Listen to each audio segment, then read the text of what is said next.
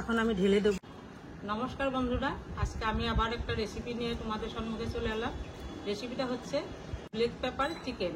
তো black pepper chicken বানানোর জন্য আমি 500 গ্রাম চিকেন নিয়ে নিয়েছি, আর যা লাগবে নিয়ে নিয়েছি। আমি এখন রান্নাটা আরম্ভ করি, আপনারা দেখতে থাকুন। চিকেনটা আমি প্রথমে ম্যারিনেট করে নেব, তার জন্য পরিমাণ মতো লবণ দিয়ে দিলাম। লেবু কেটে নিয়েছি, লেবুর রসটা দিয়ে দেবো।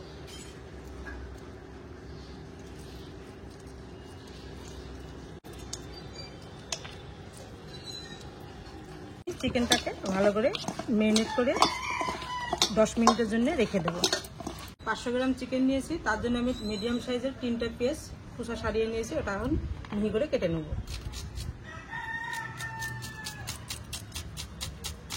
যত মিহি হয় ততই ভালো হবে। আমি একটা বড় সাইজের রসুন খোসা সারিয়ে নিয়েছি, এটাকে এখন আমি ছেঁচে নেব। এই যে আমি অল্প আদা কেটে নিয়েছি, এটাকেও আমি এখন রসুনের সঙ্গে ছেঁচে নেব।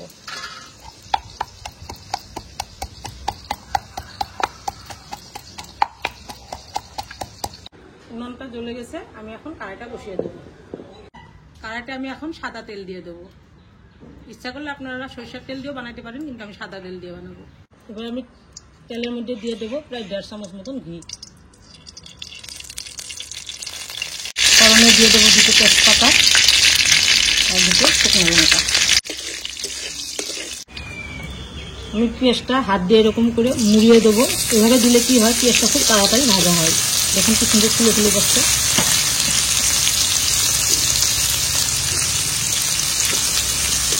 তো বন্ধুরা, ব্ল্যাক পেপার চিকেনে কি হয়, পেঁয়াজ যেটা আমরা তেলে দিয়েছি, এই পেঁয়াজটা কিন্তু একদম লাল করে ভেজে নিতে হবে, তবেই আমি ব্ল্যাক পেপার চিকেনের টেস্টটা উঠবে। পেঁয়াজটা কিন্তু আমার ভাজা হয়ে গেছে, একদম কালার এসে গেছে, লাল হয়ে গেছে। এখন আমি ম্যারিনেট করে রাখা মাংসটা দিয়ে দেবো।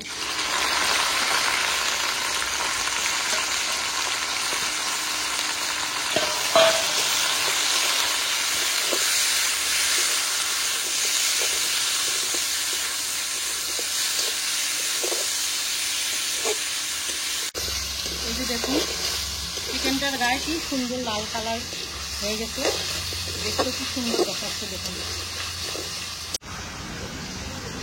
এবার দিয়ে দেবো আমি কেটে রাখা আদা রসুনের পেস্টটা।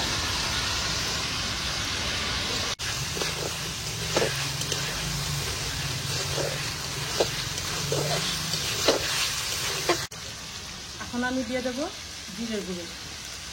আমি যে উপকরণটা দিব সেটা হলো ব্ল্যাক পেপার। এই রান্নাটাতে ব্ল্যাক পেপার সবচেয়ে বেশি লাগে, সেটা হলো আমরা বাংলাতে গোলমরিচ বলি।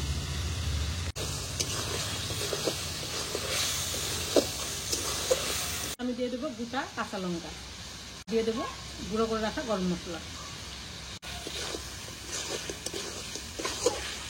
এখন আমি অল্প করে জল দিয়ে দেবো।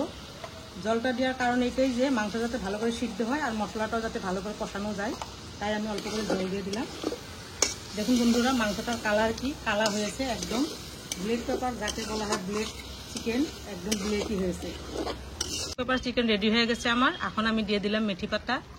তো বন্ধুরা আপনারা ঘরে বানিয়ে দেখবেন, খুবই ভালো লাগে। রুটি বা পরোটা সবটার সঙ্গে খেতে খুব দারুণ লাগবে।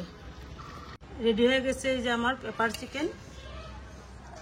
এখন আমি ঢেলে দেবো। দেখুন কি সুন্দর তেল ছেড়েছে।